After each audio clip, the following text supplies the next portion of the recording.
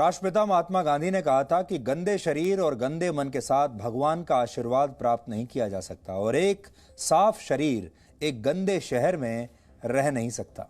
महात्मा गांधी ने यह बात लोगों को स्वच्छता की अहमियत बताते हुए कही थी। साफ सुथरी जगह पर रहना हम सभी को अच्छा लगता है, लेकिन कभी आपने सोचा है कि हमारे देश में जब इतने वर्षों से, इतने दशकों से स्वच्छता पर जोर दिया जाता है, हमारी संस्कृति में स्वच्छता पर इतना जोर दिया जाता है, तो भी हमारा देश साफ सुथरा क्यों नहीं है?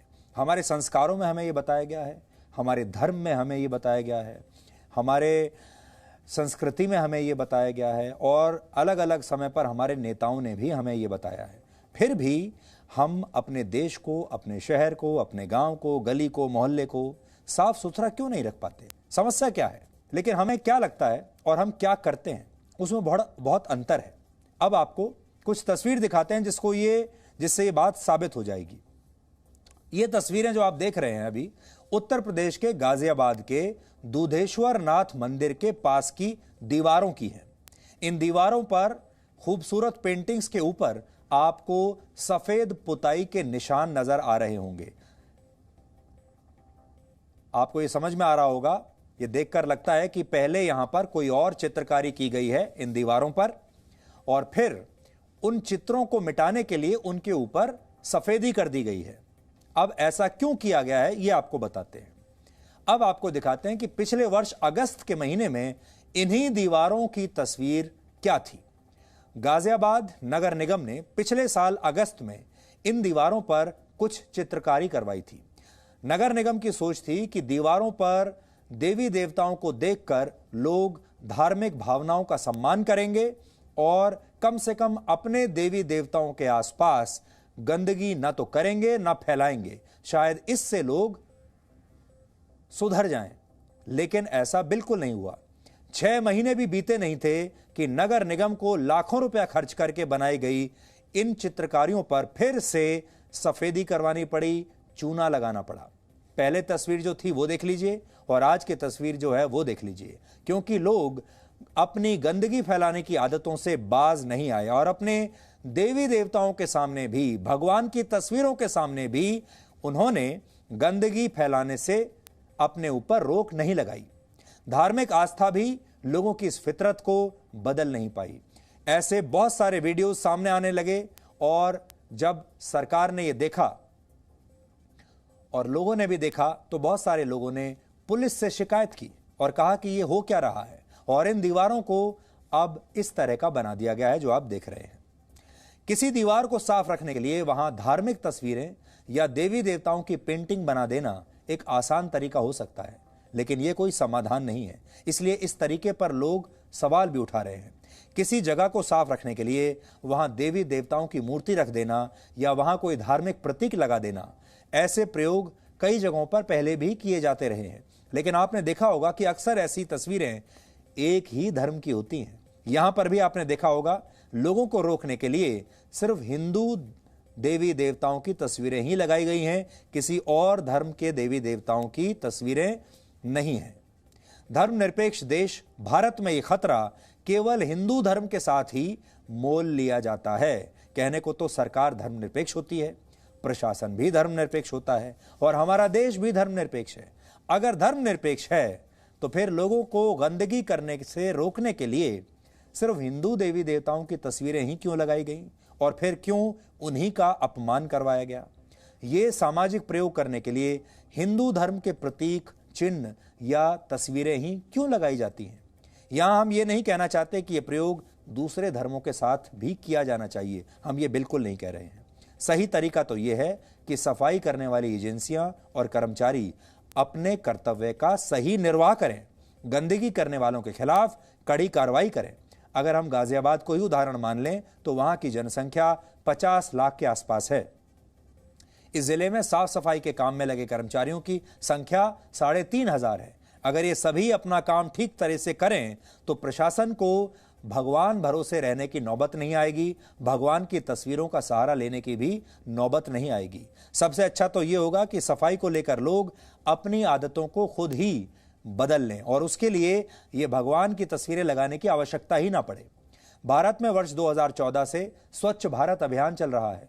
इस अभियान के तहत शहरों को स्वच्छता के आधार पर रैंकिंग दी जाती है। भारत सरकार के स्वच्छता ऐप पर हर महीने औसतन 2.5 लाख शिकायतें पोस्ट होती हैं, लेकिन सफाई शिकायतों से नहीं, सुधारों से आती है और सफाई वाली आदतों में सुधार की अब भी बहुत गुंजाइश बाकी है।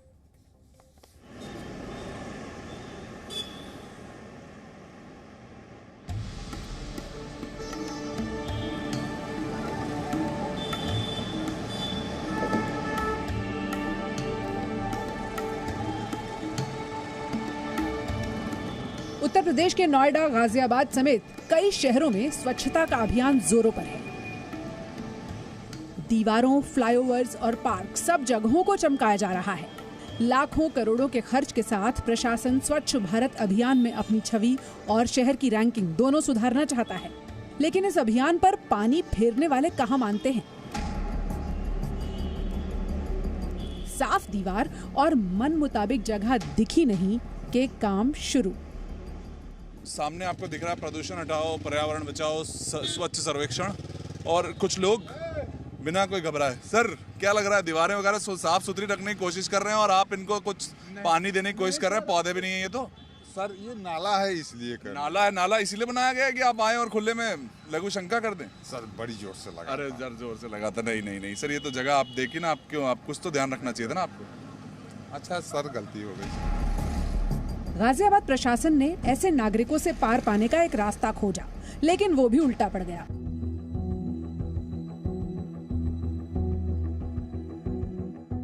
गाजियाबाद में 500 वर्ष पुराने दूधेश्वर नाथ मंदिर के पास की ये दीवार देखिए। पिछले वर्ष अगस्त में ही कांवड़ यात्रा के दौरान यहाँ की दीवार पर कई देवी देवताओं की तस्वीरें बनाई गई।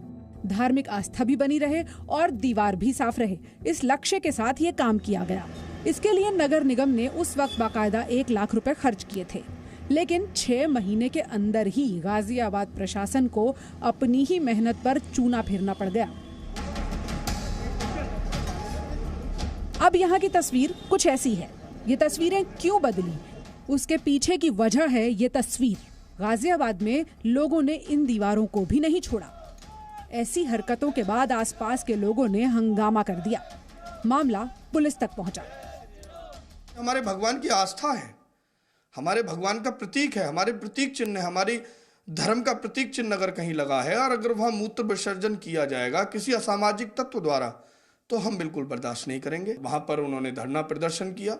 धरना प्रदर्शन के उपरांत उन लोगों ने उस जगह को, उस दीवार को पुताई करा दी गई, लेकिन अब भी मेरे संज्ञान में ये मामला आया हुआ है कि उसमें कुछ चित्र दिखाई दे रहे हैं।